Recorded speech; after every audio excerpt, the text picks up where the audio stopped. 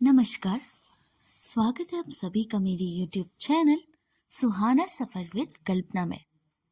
तो दोस्तों, आज हम पढ़ेंगे उषा प्रियंवदा की लिखी कहानी जिंदगी और गुलाब के फूल। सुबोध काफी शाम को घर लौटा।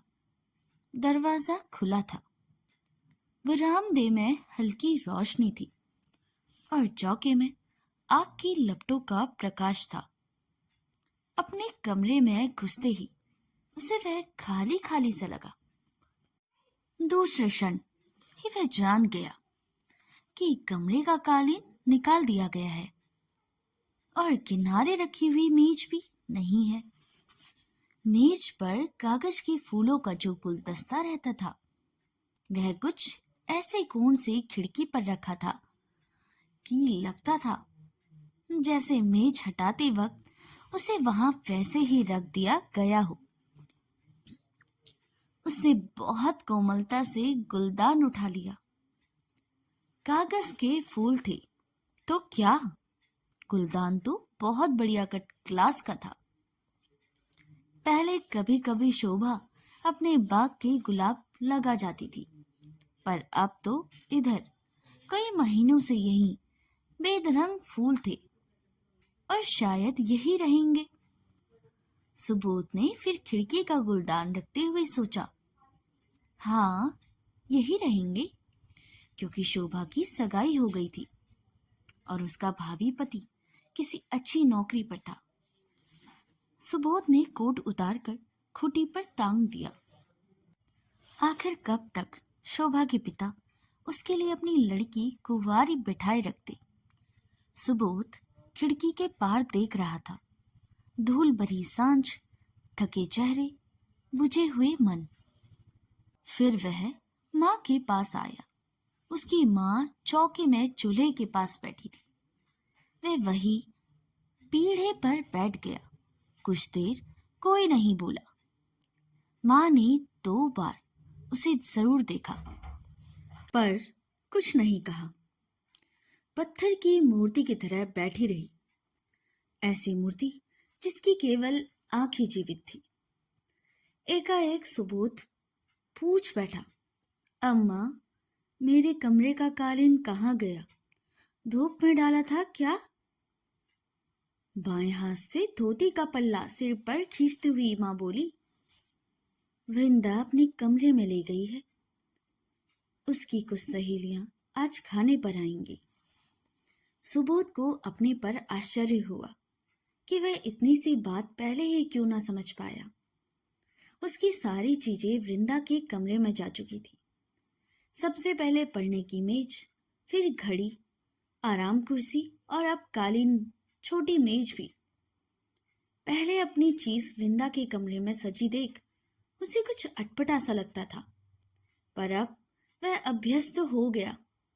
यद्यपि उसका पुरुष हृदय घर में वृंदा की सत्ता स्वीकार कर ना पाता था।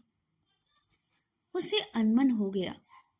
देखा, माँ ने कहा, तुम्हारे इंतजार में मैंने चाय भी नहीं पी, अब बना रही हूं, फिर कहीं चले मत जाना। और पतीली का ढाकना उठाकर देखने लगी। सुबोध दोनों हाथों की उंगलियां एक दूसरे में फंसाए बैठा रहा। उसके कंधे झुक गए और उसके चेहरे पर विषाद, चिंता की रेखाएं गहरी हो गई। सशंक नेत्रों से माँ उसे देखती रही।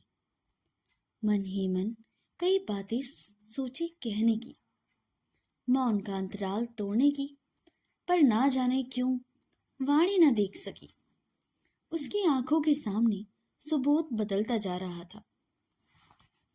इस समय उसके नेत्रों में मां पर अवश्य थे, पर वह उनसे हजारों मील दूर था। मौन रहकर जैसे वह अपने अंदर अपने आप से लड़ रहा हो। काश सुबोध फिर वही छोटी सा लड़का हो जाता, जिसके त्रास में वह अपने स्पर्श से दूर कर देती थी। पर सुबोध जैसे अब उसका बेटा नहीं रहा। वह एक अनजान, गंभीर, अपरिचित पुरुष हो गया था। 2 दिन भर भटकता करता था, रात को आकर सो रहता था। सुख के दिन उसने भी जाने थे। अच्छी नौकरी थी, शोभा थी।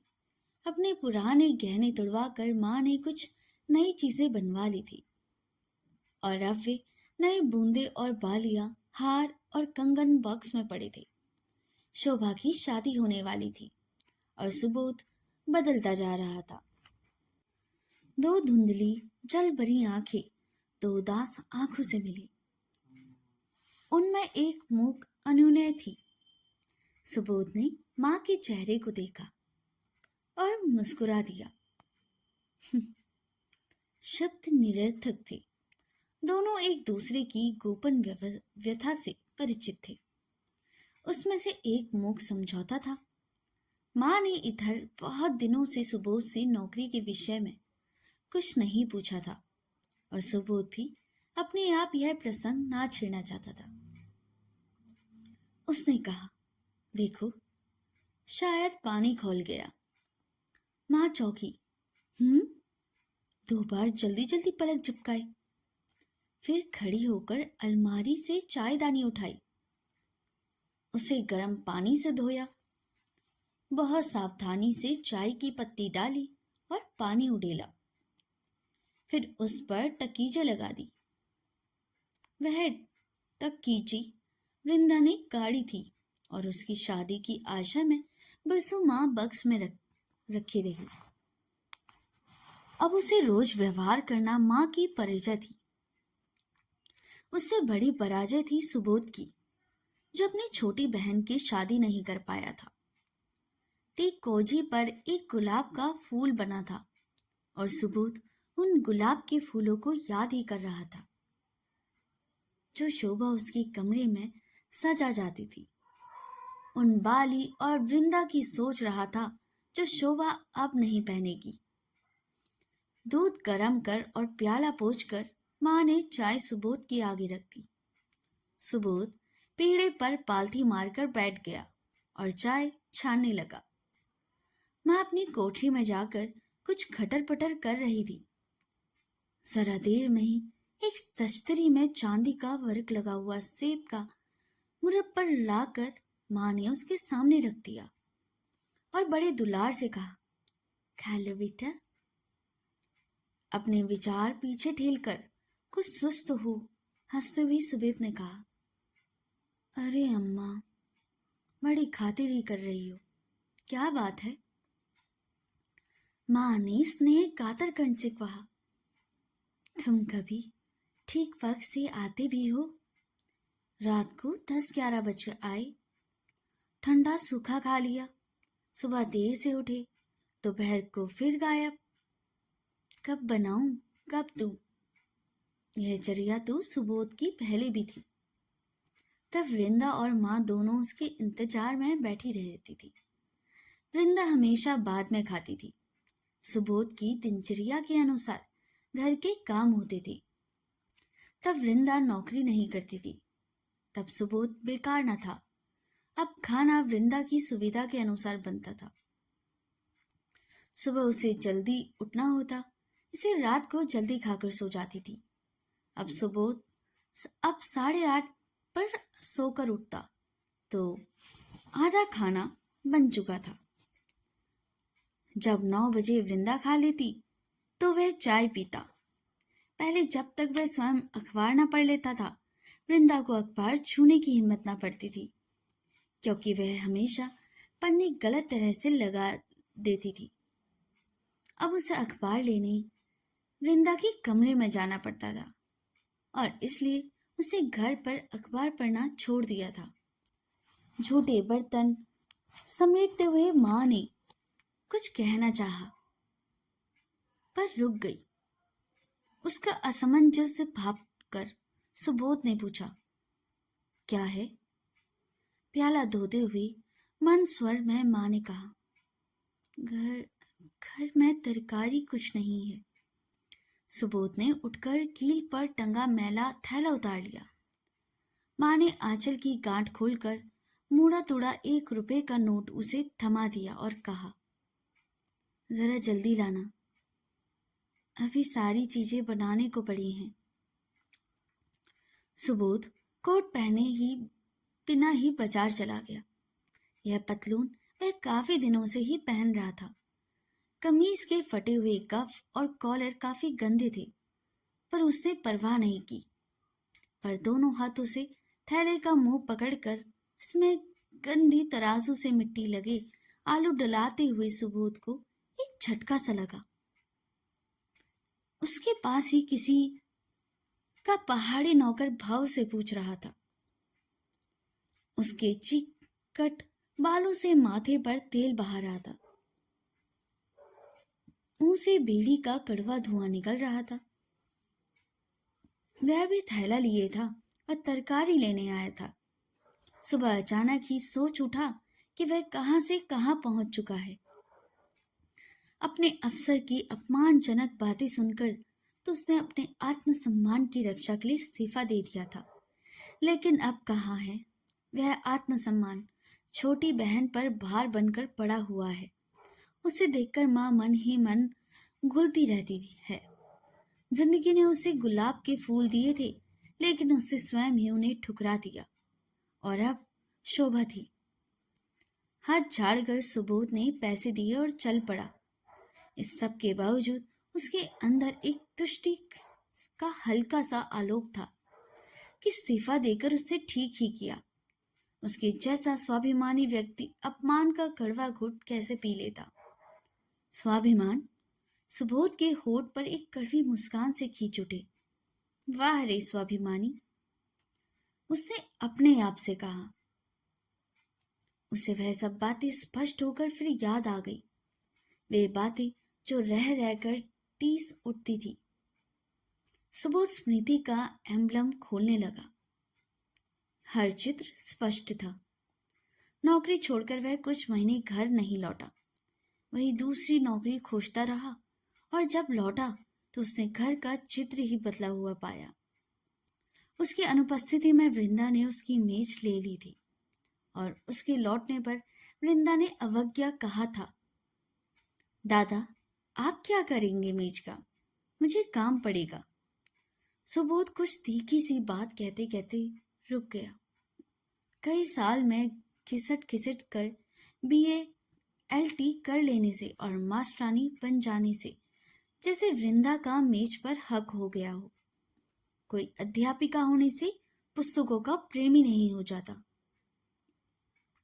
सुबोध की उस मेज पर जूड़े के कांटे, नेल पॉलिश और शीशी और गर्द भरी किताबें पड़ी रहती थी। और फिर कुछ दिनों बाद माँ ने कहा, वृंदा को रोज स्कूल जाने में देरी हो जाती है, अपनी अलार्म घड़ी दे दो सुबोध। सुबोध ने कठोर होकर कहा, नई घड़ी खरीद क्यों नहीं लेती, उससे कमी है। माँ ने आहत और वासनापूर्ण दृष्टि से उसे देखकर कहा, उसके पास बचता ही क्या है, तुम खर्च करते होते तो जानते। नहीं, मुझे क्या पता, हमेशा से तो वृंदा ही घर का खर्च चलाती है, मैं तो बेकार हूं निठल्ला। और छल्ला कर सुबोध ने घड़ी उसे दे दी थी। सबसे अधिक आश्चर्य तो उसे वृंदा पर था। अक्सर वह सोच उठता था कि यह वही वृंदा है जिसके आगे पीछे घुमा करती थी, उसके सारे काम दौड़ दौड़ कर किया करती थी। जब भी उसे चाय मांगी वृंदा ने चाय तैयार कर दी। और अब एक रात जरा देर से आने पर उससे सुना, वृंदा बिगड़ कर माँ से कह रही थी, काम ना धंधा, तब भी दादा से ये नहीं होता कि वो ठीक वक्त पर खाना खा ले। तुम कब तक जाड़े में बैठोगी माँ, उठकर रख दो, अपने आप खा लेंगे। उसके पास सुबह रात को चुपचाप आता, ठंडा खाना खाकर अपने कमरे में लेट जाता। सुबह जाग जाने पर भी पड़ा रहता और वृंदा की चाय पी लेने पर भी उठकर चाय पी लेता। बाजार से सौदा ला देता, मैल ही कपड़े बना पहनकर बाहर चला जाता और जब थक जाता तो खिड़की से बाहर देखने लगता। माँ प्रतीक्षा के दरवाजे पर खड़ी थी। उसके हाथ में थैला देखकर वह अपने कमरे में चला गया। कमरा उसे फिर नग्न और सूना सा लगता। जूते उतारकर वह चारपाई पर लेट गया। चारपाई बहुत ढीली थी। उसके लेटते ही दरी सिकुड़ गई। तकिया नीचे खिसक आया। दरी की सिकुड़नी पीठ में गड़ती थी। सुबोध की आंखें बंद थी, हाथ शीतल और कान अंदर और बाहर के विभिन्न स्वर सुनते रहे। खिड़की के पास से गुजरते दो बच्चे, सड़क पर किसी राही की बेसुरी बजती बांसुरी, खटखट खट के दो भारी जूते, अंदर बर्तन की हल्की खटपट, तरकारी में पानी पड़ने पर छन्न और खींची जाती चारपाई के पायों की फर्श से रगड़। तभी बाहर का दरवाजा अचानक खुला और वृंदा ने कुछ तीखे स्वर में कहा, अम्मा, दादा घर में है। सुबोध सुनकर भी ना उठा। माँ का उत्तर सुन वृंदा उसके कमरे के दरवाजे पर खड़ी होकर बोली, दादा, तांगे वाले को रुपया बुनाकर बाहर आने दे दो। सुबोध ने चप्पलों में पैर डाले, उसके हाथ में रुपया लिया और बाहर आया। उसकी दृष्टि सामने खड़ी शोभा से मिल गई। उसके नमस्कार का संक्षिप्त उत्तर दे वह बाहर आ गया। नोट तुड़वाकर तांगे वाले को पैसे दिए और फिर अंदर नहीं आया। पड़ोस में एक परिचित के घर बैठ गया और शतरंज की बाजी देखने लगा। वहां बैठे बैठे जब उसने मन में अंदाजा लगा लिया कि अब तक शोभा और निर्मला खाना खाकर चली गई होगी, तो वह घर आया। सड़क पर सन्नाटा हो गया था। पत्तियों के आसपास धुंधले प्रकाश का घेरा था और पान वाला ग्राहकों की प्रतीक्षा में चुप और स्थिर बैठा था। वृंदा ने चिल्लाकर कहा, कहाँ चले गए थे दादा? शोभा और निर्मला कब से घर जाने को बैठी है, तुम्हें पहुंचाने जाना है। मुझे मालूम नहीं था, सुबोध ने कहा, जैसे कभी शोभा को घर पहुंचाया ही नहीं। वृंदा ने कहा। तब सुबोध ने सोचा, तब शोभा की सगाई कहीं और नहीं हुई थी, तब वह बेकार न था।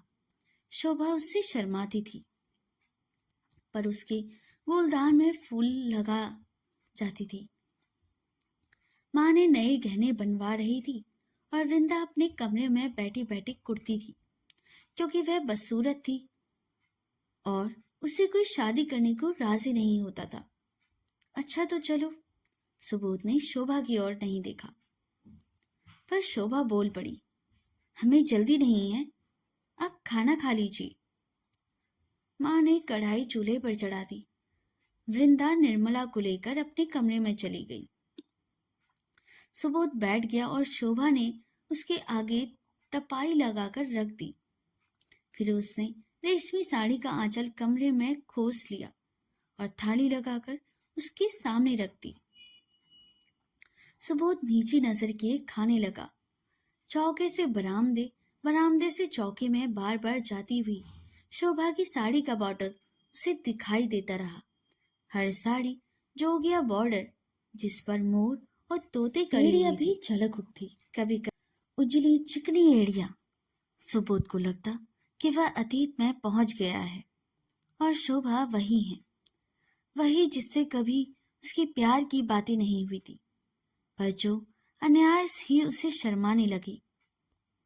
शायद उसे पता चल गया कि उसके पिता ने सुबोध से बातचीत शुरू कर दी और शायद अब तक शादी भी हो जाती, अगर सुबोध को कोई दूसरी नौकरी मिल जाती, या अगर सुबोध पहली अच्छी नौकरी ना छोड़ता। सुबोध ने खाना बंद कर लिया।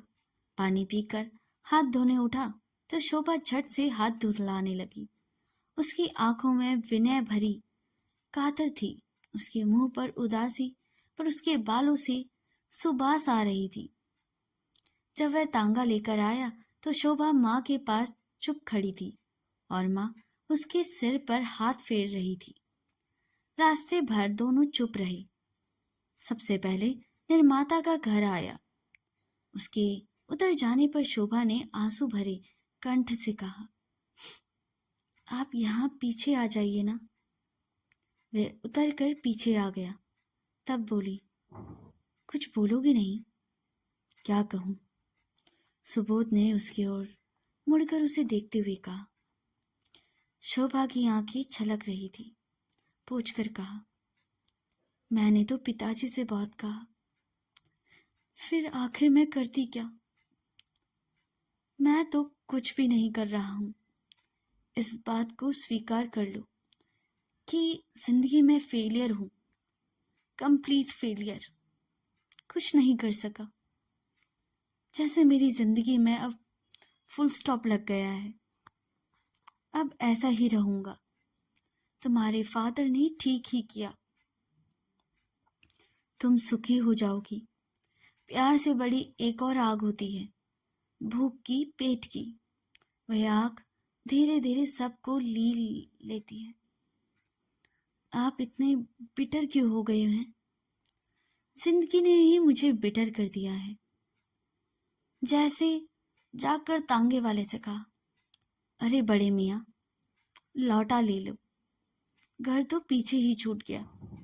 शोभा उतरी। कुछ क्षण अनिश्चित सी खड़ी रही। सुबोध ने हाथ पड़े, पर फिर पीछे लौट आए। अच्छा शोभा। नमस्ते, शोभा ने कहा और वह अंदर चली गई। तांगे में अकेला सुबोध सड़क पर घोड़े की एक रस टोपों से शब्द को सुन रहा था। कभी कभी तांगे वाला खांस उठता और वह खांसी उसका शरीर झंझोड़ जाती। अंधेरा, खांसी और आखिरी सपने की भी मौत। सब उठकर सुबोध ने सबसे पहले बरामदे में बैठी धोबी को देखा। जितनी देर उसके लिए चाय बनी, उसने अपने सारे गंदे कपड़े इकट्ठे कर उनका ढेर लगा लिया। अलमारी में सिर्फ एक साफ कमीज बची थी, पीठ पर फटी हुई। उसे ढकने के लिए सुबोध ने कोट पहन लिया। कोट को भी काफी दिनों से धोबी को देने का इरादा था, परंतु अब जब धोबी कपड़े लाए तब तक यही सही। चाय पीकर वह बाहर चला आया। कोट की जेबों की तलाशी लेने पर उंगलियों की एक कन्नी सी जा टकराई। पान वाले की दुकान पर सिगरेट खरीदा और जलाकर एक गहरा काश खींचा और एक जगह रुककर वापस चला। रास्ते में धोबी मिला और उसने सुबोध को दोबारा सलाम किया। कपड़े जरा जल्दी लाना, समझे? कुछ रोब से सुबोध ने कहा। अच्छा बाबूजी। धोबी चला गया। कमरे में घुसते ही मैले कपड़ों का ढेर उसे वैसे ही दिखाई पड़ा जैसा कि छोड़ गया था। उसे वही रुककर पुकारा, अम्मा, मेरे कपड़े धुलने नहीं गई? पता नहीं बेटा, वृंदा रे रही थी। उससे कहा भी था कि तुम्हारे भी दे दे। सुबोध को ना जाने कहाँ का गुस्सा चढ़ाया। खींच कर बोला, कितने दिनों से गंदे कपड़े पहन रहा हूं। 15 दिन में नालायक धोबी आया और उसे भी कपड़े नहीं दिए गए। तुम माँ, बेटी चाहती क्या हो? आज मैं बेकार है तो मुझसे नौकरों सा बर्ताव किया जा रहा है। लानत है ऐसी जिंदगी पर। माँ त्रस्त हो उठी जब सुबोध का कंठ स्वर इतना ऊंचा हो गया कि बाहर तक आवाज जाने लगी। तो वह रो दी। उसने कुछ कहना चाहा, मगर सुबोध ने अवसर नहीं दिया। कहता गया, मुझे मुफ्त का नौकर समझ लिया है। पहले कभी तुमने मुझे यह सब काम करते देखा था?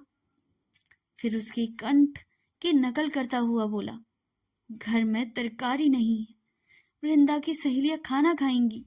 उधर हमारी बहन है कि हुकूमत किया करती है। अब मैं समझ गया हूं कि मेरी इस घर में क्या कद्र है। मैं आज ही चला जाऊंगा, तुम दोनों चैन से रहना। कहता कहता वह घर से बाहर आ गया। अपनी छटपटाहट में उसने अंदर तक तीव्र विध्वंसक प्रवृत्ति जाग उठी। उसका मन चाह रहा था कि वे जो कुछ भी सामने पड़े है उसे तहस नहस कर डाले। वह चलता गया और उसी धुन में एक साइकिल सवार से टकरा गया। वह गिर पड़ा। उसके ऊपर साइकिल आ गई और वह व्यक्ति उसके ऊपर। जब उसकी कोहनियां खुरदुरी सड़क से छिली और एक तीव्र पीड़ा हुई तो उसका सारा ध्यान बटा। वह कुछ हल्का बक्का सा हो रह गया। उसने पाया कि उस व्यक्ति ने उसे तकरार नहीं की। अपने कपड़े झाड़े और साइकिल उठाते हुए कहा, भाई साहब, जरा देखकर चला कीजिए, चोट तो नहीं आई। अगर वह लड़ता तो उस मूड में शायद सुबोध मारपीट करने में उतारू हो जाता, पर उसकी अप्रायश्चित विनम्रता से सुबोध ठिठक कर रह गया। जब सुबोध ने उठकर चलने की कोशिश की तो पाया कि बायां पैर सूजने लगा है। लंगड़ाता हुआ वह पार्क की बेंच पर आकर बैठ गया। उसका दाहिनी कोहनी से खून टपक रहा था। जरा सी भी हिलने से पैर में तीव्र पीड़ा होने लगी थी। उसे संभाल कर पैर बेंच पर रख लिया और लेट गया। अपना ध्यान पीड़ा से हटाने के लिए वह फूलों को देखने लगा। उसके बेंच के पास ही गुलाब की घनी बेल थी जिसमें हल्के पीले फूल थे। दर्द बढ़ता जा रहा था। उसे हिलना डुलना भी बंद कर दिया। कुछ देर स्थिर पड़े रहने से दर्द में आराम हुआ और उसके ख्याल फिर सवेरे की घटना पर केंद्रित हो गया। उसका पैर हिला और दर्द की एक तेज लहर उठकर पूरे बाएं पैर में व्याप्त हो गई। सुबोध ने होठ भी भींच लिए। जाड़ी की धूप थी, पर लोहे की बेंच धीरे धीरे गर्म होती जा रही थी और बेंच का एक उठा हुआ कोना उसकी पीठ में गड़ रहा था। वह हिला डुला नहीं। आंखें खोलकर सड़क की ओर देखा तो स्कूल जाते हुए बच्चे साइकिलें खूमचे वाले उसने आंखें बंद कर ली। जब पैर का दर्द कम होता तो कोहनी छरछराने लगती, पर इस आत्मपीड़न से जैसे उसे कुछ संतोष सा हो रहा था। वह कब सो गया उसे पता नहीं। जब आंखें खुली तो सूरज सिर पर था और बेंच तप रही थी। वह उठकर बायां पैर घसीटता हुआ दर्द सहता हुआ छांव में घास पर लेट गया। उस पर एक बेहोशी सी छाई हुई थी। घास का स्पर्श शीतल था। सुखदाई हवा में गुलाब के फूलों की सुवास थी, पर उसे चैन न था। उसे अचानक माँ का ध्यान आ गया। शायद वह चिंतित दरवाजे पर खड़ी हो, शायद वह उसके इंतजार में भूखी हो। उसे एक लंबी सांस ली और बाहें सिर से नीचे खींच ली। दिन कितना लंबा हो गया कि बीत ही नहीं रहा। जैसे एक युग के बाद आकाश में एक तारा चमका और फिर अनेकों तारे चमक उठे। सुबोध घास में उठकर फिर बेंच पर लेट गया। उसके सिर में भारीपन था, मुंह में कड़वाहट, पैर में जैसे एक भारी पत्थर बंधा था। सारा दिन हो गया पर उसे कोई खोजता हुआ नहीं आया। वृंदा को तो पता था कि वह अक्सर पार्क में बैठा करता है, मगर उसे क्या फिक्र। पार्क से लोग उठ उठ कर जाने लगे। बच्चे, उनकी आयाएं, स्वास्थ्य ठीक रहने के लिए घूमने आने वाले प्रौढ़, दो दो चोटियों किए हंस हंस कर एक दूसरे पर गिल्ली। मोहल्ले की लड़कियां। पार्क शांत हो गया। हरी घास पर बच गए मूंगफली के छिलके, पुड़ियों के कागज के टुकड़े, तोड़े गए फलों की मूलियां, मिसली हुई पंखड़ियां। 3 फाटक बंद कर लेने के बाद चौकीदार सुबोध ने की बेंच के पास आकर खड़ा हो गया। अब घर जाओ बाबू, पार्क बंद करने का टाइम हो गया है। बिना कुछ कहे सुबोध उठ गया। 2 कदम लड़खड़ाता फिर चलने लगा। हर बार जब बायां पैर रखता तो दर्द होता। धीरे धीरे लंगड़ा लंगड़ा कर वह पार्क से बाहर निकल आया। दरवाजा खुला था। बरामदे में मध्यम रोशनी थी, चौके में अंधेरा। वह अपने कमरे में आया। कोने में मैले कपड़ों का ढेर था, ढीली चारपाई, गंदा बिस्तर, तिपाई पर खाना ढका हुआ रखा था। सुबोध चारपाई पर बैठ गया और तपाई खींचकर लालचियों की तरह जल्दी जल्दी बड़े बड़े कोरे खाने लगा। तो दोस्तों, यह स्टोरी यहीं पर समाप्त होती है। अगर आपको कहानी अच्छी लगी हो तो इसे लाइक, सब्सक्राइब और शेयर करना बिल्कुल भी ना भूलिएगा। मिलते हैं नेक्स्ट स्टोरी में। तब तक के लिए धन्यवाद।